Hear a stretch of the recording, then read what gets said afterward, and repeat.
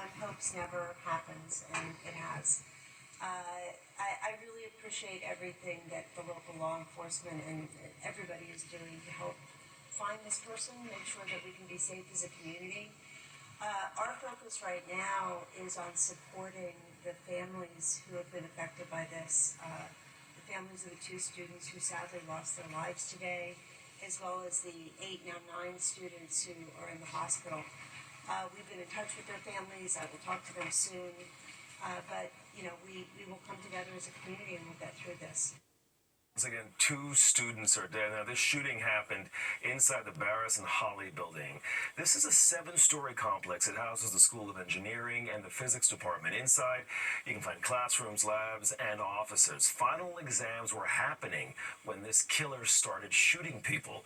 According to the school, multiple exams were scheduled inside the building. Details about how many students were actually inside, that's still unclear. Now, earlier this evening, President Trump spoke about the shooting.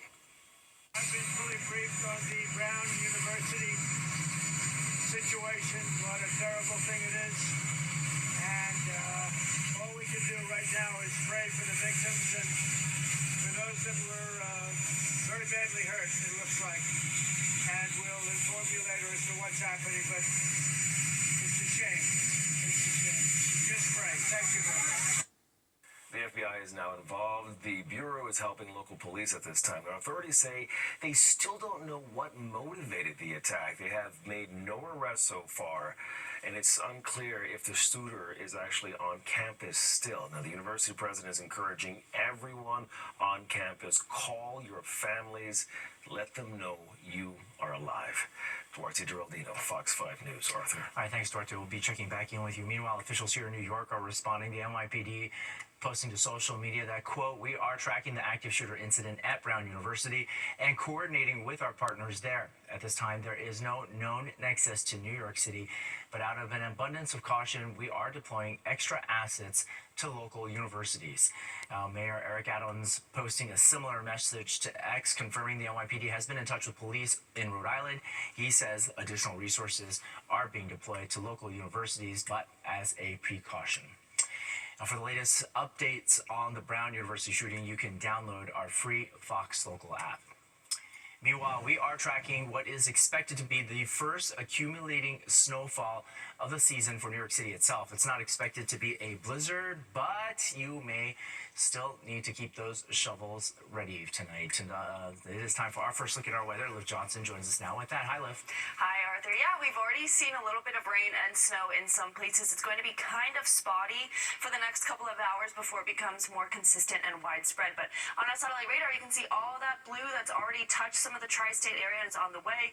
This map, we are under a winter weather advisory, and this really shows the places that we're expecting to get the most accumulation. So all of us will get snow in the tri-state area, but Long Island, most of New Jersey, especially New Jersey, all 5 boroughs of Manhattan into Westchester County, the southern half of Connecticut, they're expected to get the most amount of snowfall. Again, we're all going to see snowfall, Poughkeepsie, Monticello included. You see Scranton too, but it's just not going to be as much as we're expecting in parts of New Jersey, even here in Manhattan. So, as I said, the next couple of hours could be a little spotty, whether you see a little bit of rain or snow. You can kind of see where that line is between rain and then snow to the north. But by midnight, that's when I expect it to become more widespread. We'll get some consistent snowfall through the early morning hours.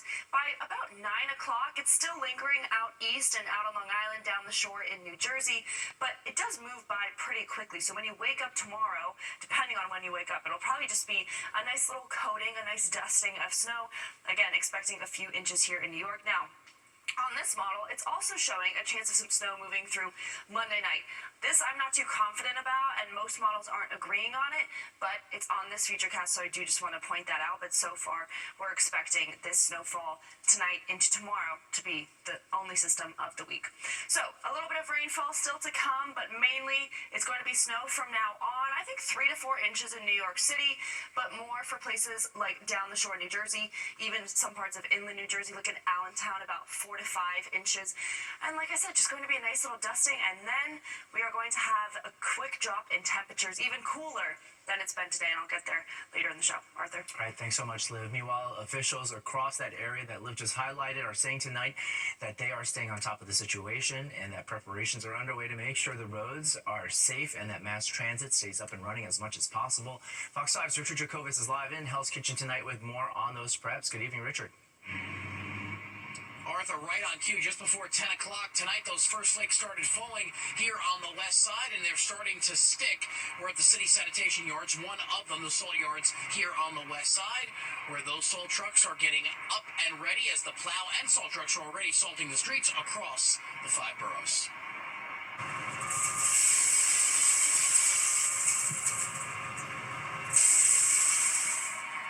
They were filling up those trucks hours before the snow started falling.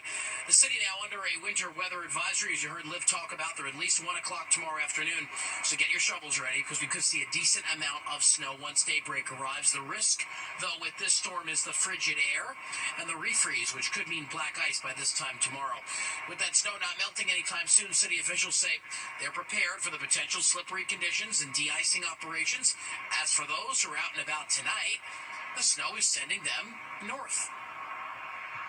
After the snowfall, if we have warmer temperatures that causes that snowfall to melt and then refreeze, that can create black ice, which is a hazardous condition we need to deal with. That's one of the reasons that we're out branding and salting the roads this evening. It's one of the things we're watching for, but it's also going to be cold over the next few days, so that might mitigate some of the impacts of black ice. Back live, so the salt trucks here will wait for the other truck, the salt plows here will wait for the trucks to come and the plows, and they'll come and fill them up, and they'll go across the 5 boroughs. The good news in this storm, it's happening on a Sunday morning for the most part, so there'll be no morning commute tomorrow, but maybe some sleigh riding. We're live tonight on the west side. Richard Jacobus, Fox 5 News. Arthur. All right, Richard, thank you so much. Meanwhile, we're also following developing news of another deadly attack, this one in the Middle East. 2 U.S. service members and 1 American civilian have been killed in Syria. U.S. officials tonight are saying ISIS is behind that attack. According to the U.S. Central Command, the 3 were killed during an ambush by a lone attacker in central Syria. Officials say the other victims are expected to be okay. We are now learning from Senator Joni Ernst of Iowa that the soldiers were members of the Iowa National Guard. President Trump tonight says there will be, quote, very serious retaliation, unquote, for the attack. The military says the shooter was killed. And here in the city, a 73-year-old woman was attacked while she was inside a subway elevator, and now police are asking for your help in finding the attacker. The NYPD has released this video of the suspect they say they're looking for. Officials say on Friday he got into the elevator at the 14th Street subway station in Union Square with the victim and then attacked her, repeatedly punching her in the face. Once the doors opened, he took off. The victim was taken to the hospital in stable condition, but if you can help police locate this individual, you are asked to contact them. And a dramatic car chase caught on video. This from the NYPD's aviation unit. They say on Saturday, December 6th, they helped track 2 suspects as they raced through Brooklyn in a stolen SUV, allegedly. They followed the suspects, after they ditched the vehicle and raced across 8 lanes of traffic on the Belt Parkway, finally ducking behind a car. The NYPD says both men were arrested and the stolen SUV was recovered. Making sure everyone has something to smile about this holiday season. Coming back, we're talking about how city leaders and members of the NYPD came together for a special toy giveaway. Plus, red suits, white beards all over the city. It's the highlights from the annual bar crawl known as SantaCon. You in the morning. You're watching the 10 o'clock news. The holiday spirit was in full swing in the Bronx today, with the community coming together, making sure kids don't feel left out this holiday season. Our Meredith Gorman has more on a special event that took place there. Endless smiles from parents and kids as they line up for gifts and even photos with Santa. I get a light year. Oh, can you show?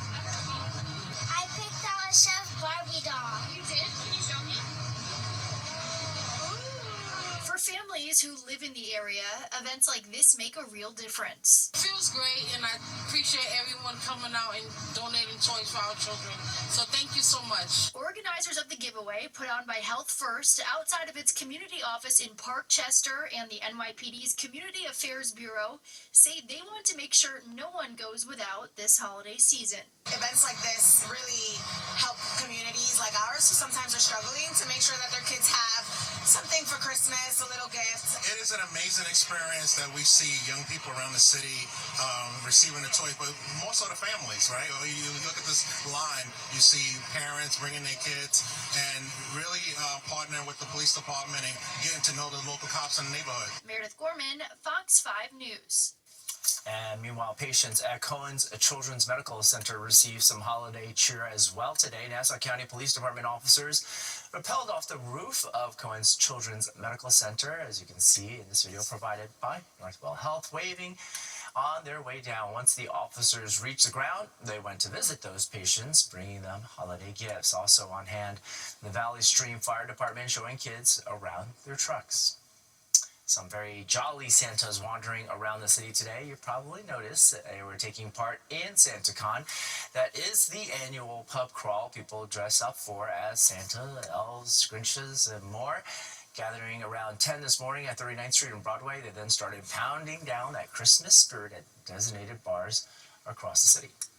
I waited 6 years for this. We came 1 year and saw the Santas and said we're coming back. SantaCon at its core is a charity event. Over the last many years, we've donated about $1.7 million to charities that we strongly believe in, focusing mainly on the arts. Well, this year's SantaCon NYC officially ended at 8 this evening for those who could last, but that's not to say you won't spot a few more Santas out and about tonight. At least they'll be dressed for the snow. Well, let's take a live look outside tonight, and as we said, those shovels may come in handy, especially in the morning. For the first time in several months, we can expect accumulating snowfall here in the city. Time now for the full check of the weather. Liv Johnson's here for that. Hi, Liv.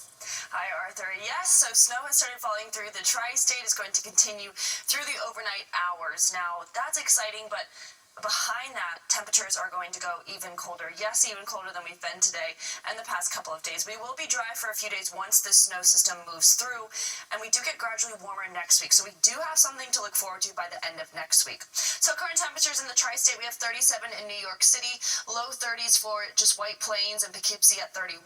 Monticello, you've already dropped into the 20s. It's 28 degrees there right now. We're mid-30s down the shore in New Jersey and out on Long Island. But as I said, those temperatures are going to drop. At least for now, compared to yesterday and the day before.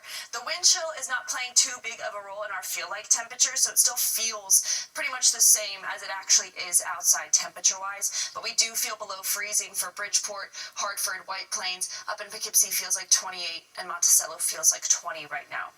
But it is pretty calm. Wind speeds between about 0 to 10 miles per hour. We don't have any wind gusts in the area except for some light wind gusts up in Monticello. Tomorrow that does change a little bit. So yes, the temperatures get even colder, and we are going to have to factor in that wind chill again because gusts will get back up to 20-25 miles per hour for your Sunday afternoon and evening. So let's talk about the rest of the night. As I said in the beginning of the show, we will still have periods where it's just rainfall, some flurries, sometimes where you just don't really know which one it is, but it will become more widespread snow after midnight. Temperatures drop below freezing. You can see in the teens in Monticello by about 3 o'clock in the morning. Widespread and more consistent for those overnight hours. Tomorrow morning, most of us are already in the clear by 8, 9 o'clock. We still have some snow lingering down the shore of New Jersey and out on Long Island, eastern half of Connecticut. But for the most part, again, by early morning, we're going to be done with this system. But now we look at the temperatures. So by 9 o'clock, it's in the upper 20s, and then it really just gets cooler as the afternoon goes on. Usually we get warmer temperatures by 3, 4 o'clock. But tomorrow night, if you have some Sunday night dinner plans, most of us will be in the teens. Monticello will be 10 degrees at 6 o'clock tomorrow. Poughkeepsie will just be at 16. We'll be at 21 here in New York, but feeling a lot cooler. Teens throughout New Jersey, so very chilly. And then when you go back to work on Monday and have that commute, temperatures will still be in the teens. So it's a really chilly Sunday and start to next week as well.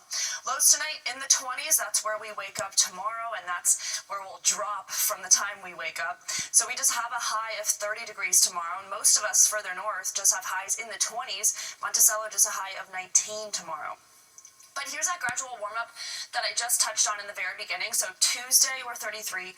Wednesday, back up to 42. By Thursday, that's when our dry streak will end, and we have a chance of rain in the afternoon. But we do get back up to 49, and next Friday, 47. So that's going to feel like summer, basically. Arthur? Follow me. All right, thanks so much, Liv. Well, the Long Island Man is trying to reverse the curse on New York sports teams. Coming up, we're talking about the new phrase that he's coined to pay tribute to suffering sports fans.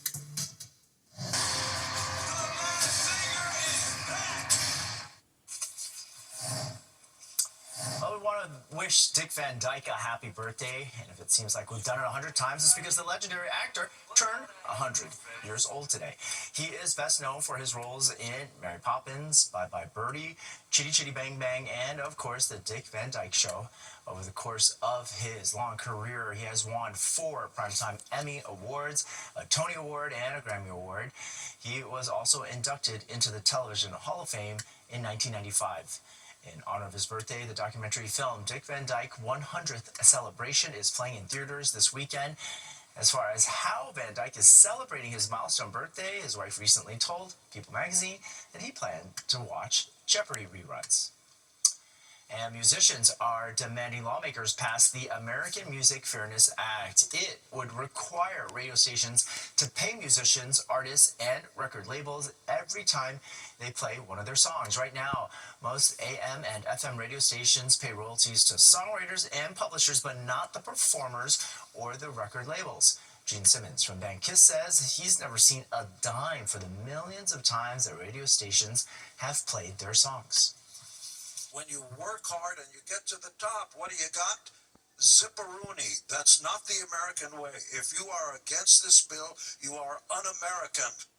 Well, music streaming platforms like Apple Music and Spotify already pay performers for their work.